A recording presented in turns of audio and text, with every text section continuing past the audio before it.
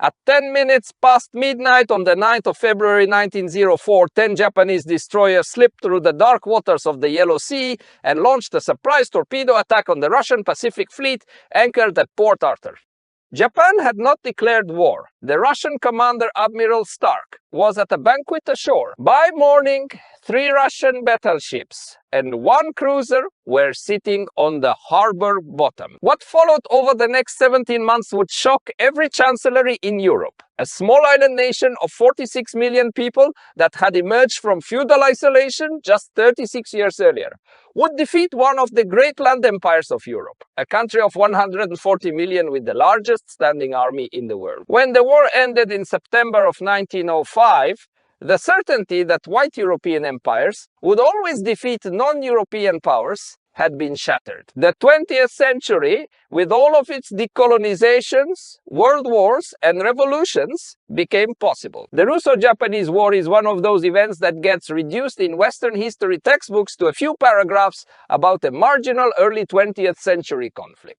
But the political consequences of what happened in Manchuria and the Yellow Sea were so vast that almost every major event of the next 4 decades, from the Russian Revolution to the rise of Japanese militarism to the long march of decolonization across Asia and Africa, can be traced through this war's effects. More importantly, the war was the first major demonstration of 3 things that would define the 20th century: industrial total war between modern states, the strategic significance of railroads in continental warfare, and the political instability that follows when a great power loses a war it had assumed it would win. Let's walk through how an Asian power beat a European empire and changed the world. First, the level set. The Russo-Japanese War did not begin in February of 1904. It was the culmination of a 50-year process by which 2 ambitious empires had been moving toward an unavoidable collision in Northeast Asia. Japan had emerged from over 2.5 centuries of self-imposed isolation under the Tokugawa shogunate in the 1850 seconds, when American naval pressure under Commodore Matthew Perry forced the country to open its ports to foreign trade. The shock of contact with industrial Western powers produced a political crisis that ended with the Meiji Restoration of 1868. The young samurai reformers who took power around the new Emperor Meiji embarked on what may be history's most rapid and disciplined modernization program. In a single generation, Japan built a Western-style army modeled on Prussian doctrine, a Western-style navy modeled on the British Royal Navy, a national education system, a parliamentary government, an industrial base, and an empire by 1894 to 1895. In the First Sino-Japanese War, Japan had defeated the Qing dynasty and forced China to cede Taiwan, recognize Korean independence, and pay an enormous indemnity. Japan had announced itself as a regional power. Russia had been moving in the opposite direction across the same map. Throughout the 19th century, the Russian Empire had expanded steadily eastward across Siberia, reaching the Pacific coast and establishing Vladivostok as its eastern military port. The single most consequential infrastructure project of late Tsarist Russia was the Trans-Siberian Railway, begun in 1891 under Alexander III and largely completed by 1903. The Trans-Siberian transformed Russian strategic capabilities. A grain shipment, a soldier, or an artillery battery that had once taken months to reach the Far East could now be moved across the continent in 2 to 3 weeks. Russian ministers, especially the strategist Sergei Witt, viewed the railway as the key to Russian power in Asia. The eastern terminus would be a great Russian Pacific empire stretching from the Urals to Korea. The point of collision was Manchuria. In 1898, Russia had leased the Liaodong Peninsula from China, including Port Arthur, an ice-free naval base on the Yellow Sea. This was strategically crucial for Russia because Vladivostok, the existing Pacific port, froze every winter. Port Arthur was operational year-round. The Russians began building a railway branch from the Trans-Siberian down through Manchuria to Port Arthur called the South Manchuria Railway. They garrisoned the railway with Russian troops. They built a small Russian-administered city at Dolny, modern Dalian, next to Port Arthur. They had, in effect, annexed southern Manchuria from China in everything but name. At the same time, Japan had been consolidating its informal sphere of influence in Korea.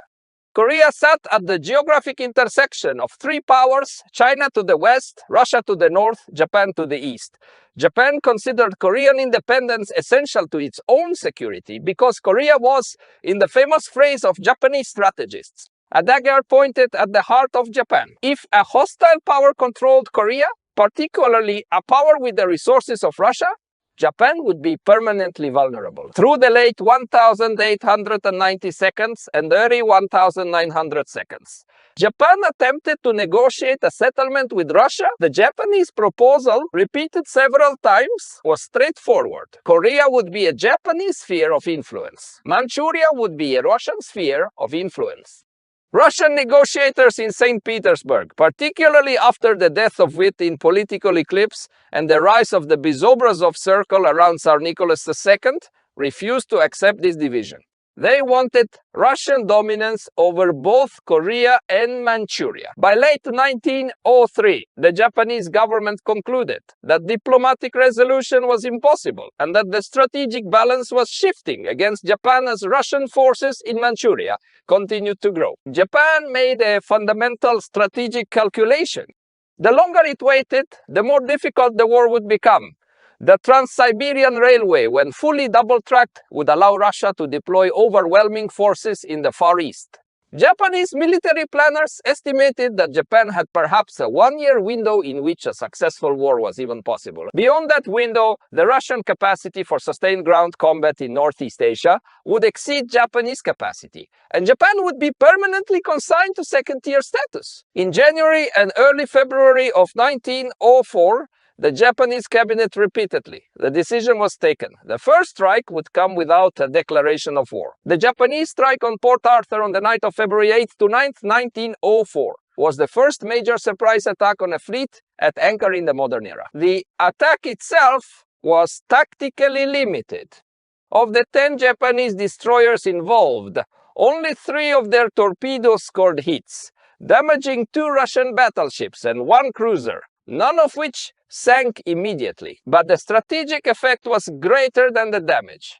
The Russian Pacific Fleet was now bottled up in Port Arthur, unwilling to come out and risk further losses, and the Japanese gained naval control of the Yellow Sea. With the seas under Japanese control, Japan could land its main armies on the Asian mainland through Korean ports without serious Russian naval interference. The Japanese 12th and 1st Armies disembarked in Korea over the following weeks, marched north across the peninsula, and crossed the Yalu River into Manchuria. The first major land battle of the war took place at the Yalu River from the 30th of April to the 1st of May 1904. Japanese forces under General Tamesada Kuroki crossed the river under cover of artillery and pontoon bridges, defeated a smaller Russian force under General Mikhail Zazulik, and pushed into southern Manchuria. The victory at Yalu had outsized symbolic significance. It was the first time in the modern era that an Asian army had defeated a major European army in pitched battle. In London, Berlin, Paris, and Washington, diplomats began reassessing what kind of war this was actually going to be. Through the summer of 1904, the Japanese Third Army under General Maresuki Nogi besieged Port Arthur, while the Japanese First, Second, and Fourth Armies pushed north into Manchuria, engaging successive Russian defensive positions. The fighting was brutal. At the Battle of Liaoyang in late August and early September, roughly 500,000 soldiers on both sides clashed across a 100-kilometer front. The Russians, under General Alexei Kuropatkin, had numerical superiority and reasonably good defensive positions, but Kuropatkin's caution prevented him from launching the decisive counterattack that might have shattered the Japanese advance. He retreated toward Mukden after several days of inconclusive fighting. The pattern of the war was now set. Japanese forces would attack and gradually push the Russians back. But at high cost, the Russians would lose ground and resources. But their armies remained intact, and their numbers grew as reinforcements arrived along the Trans-Siberian Railway. The siege of Port Arthur is its own story, and it deserves a moment. The Russian fortress was defended by approximately 42,000 soldiers under General Anatoly Stossel. The Japanese besiegers numbered roughly 100,000 under General Nogi. The fortress was protected by elaborate trench systems, concrete bunkers, and the elevated terrain of multiple hills around the harbor, the Japanese launched the repeated infantry assaults against the Russian positions, particularly against the key fortification known as 203-meter Hill, which overlooked the harbor and would, if captured, allow Japanese siege artillery to destroy the bottled-up Russian Pacific Fleet. The fighting at 203-meter Hill in November and early December of 1904 was among the bloodiest of the entire war. The Japanese army lost perhaps 15,000 soldiers, including General Nogi's own son, in repeated assaults before finally capturing the hill on the 5th of December. Japanese 11-inch siege howitzers were then hauled to the top of 203-meter Hill and used to destroy the remaining Russian battleships and cruisers in the harbor below. On the 2nd of January 1905, General Stossel surrendered the fortress. By February of 1905, the two main armies had concentrated near the Manchurian city of Mukden, modern Shenyang. The Battle of Mukden, from the 20th of February to the 10th of March 1905, was at the time the largest land battle in human history. More than 500,000 soldiers fought on each side along a front that stretched roughly 100 kilometers. The battle was a Japanese strategic victory, but not the kind of decisive battle the Japanese command had hoped for. General Oyama Iwao, the overall Japanese commander, had planned a double envelopment, with Japanese forces wheeling around both flanks of the Russian position to encircle and destroy the Russian army. The encirclement was partially successful. The Russians were forced to retreat to avoid being surrounded, abandoning Mukden to the Japanese. But Kuropatkin again managed to extract the bulk of his army intact, retreating northward in reasonable order. Japanese casualties at Mukden numbered approximately 75,000. Russian casualties numbered roughly 90,000. The Japanese had won the battle but had reached the limit of their military capacity. Their armies were exhausted, their reserves were depleted, and their financial resources were strained near to breaking. The Russians had lost ground, but the Trans-Siberian Railway continued to deliver reinforcements at a steady rate.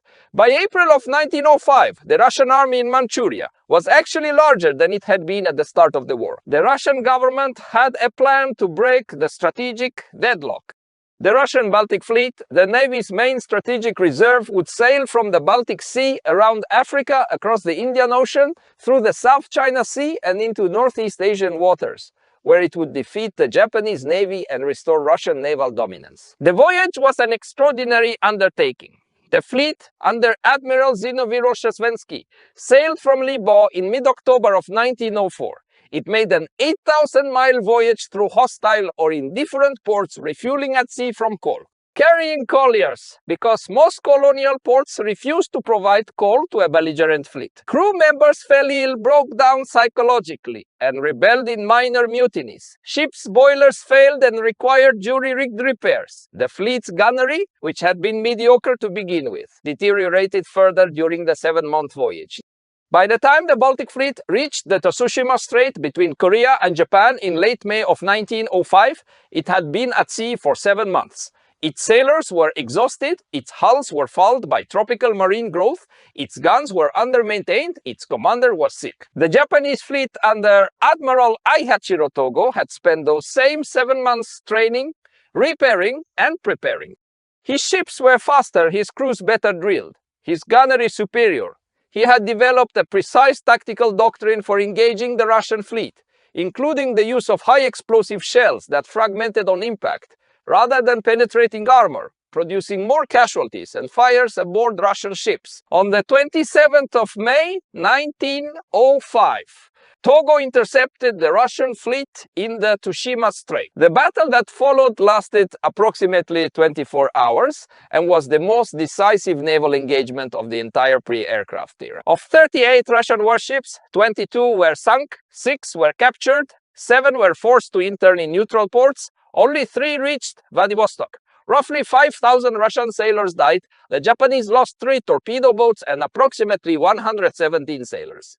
In a single naval battle, the Russian Navy was effectively destroyed as a fighting force. 2 simultaneous political crises now bore down on the war. In Russia, the war's failures had triggered the 1905 revolution. Strikes had broken out in St. Petersburg in early 1905 On the 22nd of January 1905, what became known as Bloody Sunday, Imperial Guards had fired on a peaceful procession of workers presenting a petition to the Tsar, killing perhaps 200 and starting a wave of strikes, uprisings, and assassinations across the Russian Empire. By midsummer, the regime was struggling to maintain control. Peasant uprisings spread through the countryside. The crew of the battleship Potemkin mutinied in the Black Sea. Strikes paralyzed the railways. The Tsar's government, under pressure from these internal disorders combined with the unbroken series of military defeats, recognized that continuing the war was politically impossible. Whatever the military situation in Manchuria, the war had to end or the regime might not survive. In Japan, the situation was different but equally pressing. The Japanese had won every major battle of the war. They had captured Port Arthur, taken Mukden, and destroyed the Russian fleet at Tsushima. But they were nearly bankrupt. The war had cost approximately 1.5 billion yen, financed in part through emergency bonds floated in London and New York. Continued operations would require new financing that London and New York were no longer willing to provide. The Japanese military leadership had also reached the limits of its strategic ambition. The army was exhausted. Reserves were depleted. Conscription pools had been used up. If the war continued, the Japanese position could only deteriorate, and the Russians, given time, could potentially recover. The mediator who emerged was the President of the United States, Theodore Roosevelt. Roosevelt had been quietly supportive of the Japanese position before the war, sympathetic to Japanese aspirations for Korea and Manchuria. But he had also become increasingly concerned about the prospects of Japanese hegemony in the Far East if the war ended in a complete Japanese victory. In June of 1905, after extensive private communications with both governments, Roosevelt formally offered to mediate. Both Russia and Japan accepted. The peace conference convened in August of 1905 at the Portsmouth Naval Shipyard in New Hampshire. Roosevelt himself did not attend the conference but conducted much of the substantive negotiation through private telegrams and meetings. The Russian delegation was led by Sergei Witt, brought out of political retirement. The Japanese delegation was led by Foreign Minister Komura Jutaro. The negotiations were tense, prolonged, and difficult. The terms of the Treaty of Portsmouth, signed on the 5th of September 1905, were a compromise that neither side found fully satisfying. Russia recognized Japanese paramount interest in Korea. Russia transferred the Liaodong leasehold and the South Manchuria Railway to Japan. Russia ceded the southern half of Sakhalin Island to Japan. But Russia did not pay a war indemnity, a demand that the Japanese had pressed insistently and that Witt, with Roosevelt's quiet pressure, had refused. The absence of an indemnity was politically explosive in Japan. Japanese public opinion had been told for months that the war's costs would be borne by the defeated Russians. When the Treaty of Portsmouth was announced, Japanese cities erupted in protests against the perceived inadequacy of the settlement. Roosevelt was burned in effigy in Tokyo. The peace was unpopular at home, but it was also necessary because the Japanese state could not have continued the war financially. The Russo-Japanese War of 1904 to 1905 was, in retrospect, one of the most consequential wars in modern history. Consequence 1. The collapse of European colonial confidence in Asia. For the first time in the modern era, a non-European industrial power had decisively defeated the European empire in conventional warfare. The psychological effect across the colonized world was enormous. Nationalist movements in Vietnam, in Indonesia, in India, in China, in Egypt, in Persia, all drew explicit inspiration from the Japanese victory. If Japan could defeat Russia, then perhaps Vietnam could defeat France. Indonesia could defeat the Netherlands. India could defeat Britain. The idea that European colonial empire was permanent had been broken. The long process of Asian and African decolonization that would dominate the middle decades of the 20th century had its psychological foundation in Tsushima. Consequence 2. The 1905 revolution in Russia, while initially suppressed by the Tsar's reforms, exposed the fundamental fragility of the Romanov dynasty.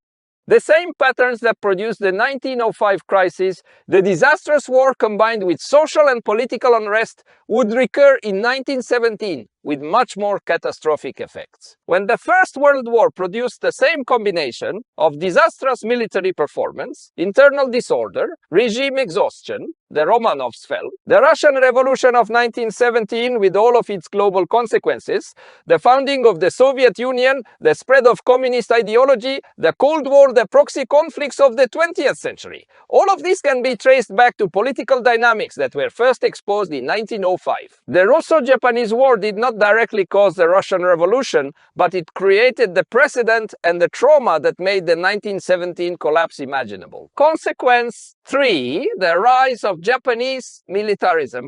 The Japanese army and navy, having won the war and dictated the terms of a peace that the Japanese public considered inadequate, emerged from 1905 with enormous political prestige and growing institutional autonomy. Over the next 35 years, Japanese military leaders would steadily expand their political influence within the Japanese state, ultimately taking effective control of foreign and military policy in the 1930 seconds. The series of decisions that led to the invasion of Manchuria in 1931, the war with China in 1937, and the attack on Pearl Harbor in 1941, all of these were made by a Japanese military leadership, whose institutional power had been established by the Russo-Japanese victory. The road from 1905 to 1941 is not direct, but the institutional structures and political confidence that drove Japanese imperial overreach in the Pacific were built in the years after Tsushima. Consequence 4. Naval doctrine and battleship design changed dramatically.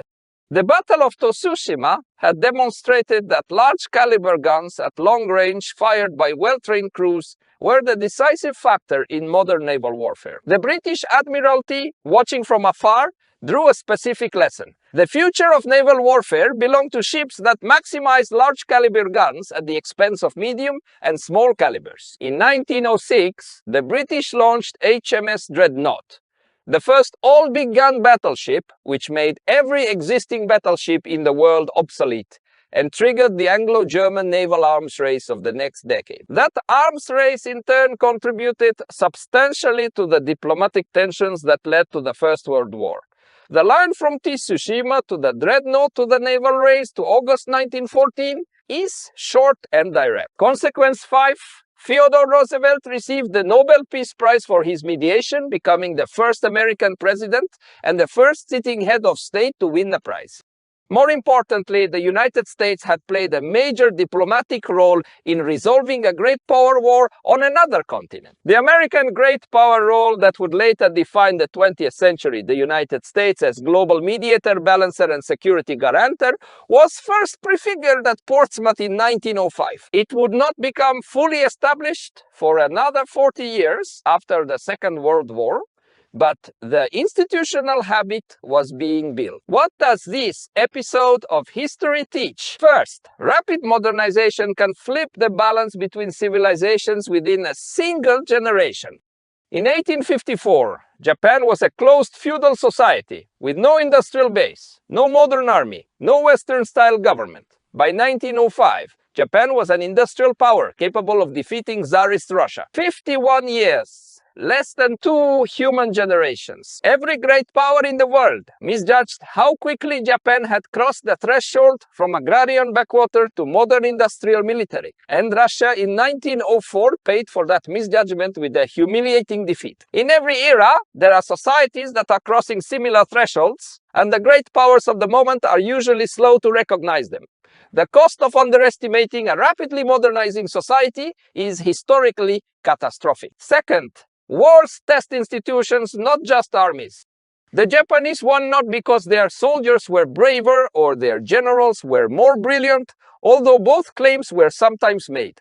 They won because their political institutions, their financial system, their industrial base, their diplomatic relationships, and their military organization were all aligned and disciplined toward a single coherent strategy. The Russians lost not because their soldiers were inferior, but because the entire Russian state apparatus, from the Tsar's court to the war ministry, to the railway administration, to the foreign office, was fragmented, faction-ridden, and incapable of producing a coherent strategy. When two industrial powers fight, the more institutionally coherent one typically wins, regardless of which had the larger population or more resources at the start. Third, defeats reorder politics. Victories rarely do.